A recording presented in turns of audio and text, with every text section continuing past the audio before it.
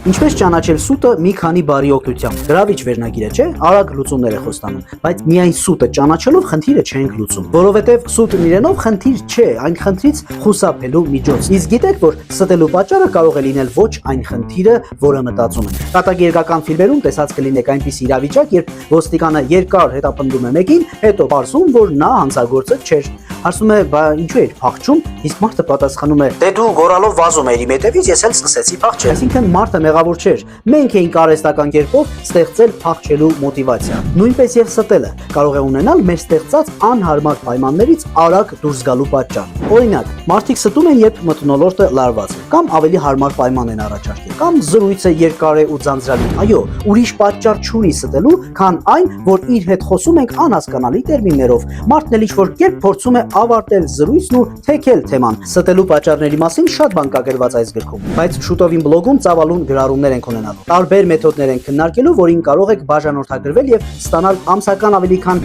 300,000 դրամ արժողության տեսադասեր եւ կրթական թեմայով գրառումներ, վճարելով ամսական ընդամենը 780 դրամ։ Հա, իսկ սա իմ երկրորդ գիրքն է։ Կոչվում է Ճիշտ խոսքը գրպանումս։ Արժեքը 7500 դրամ է, իսկ իմ բլոգի բաժանորդագրվածների համար 5500 դրամ։ Բլոգի հղումն էլ կտեղադրեմ գրառման մեջ եւ մեկնաբանություններում, որպեսզի հասցնեք բաժանորդագրվել։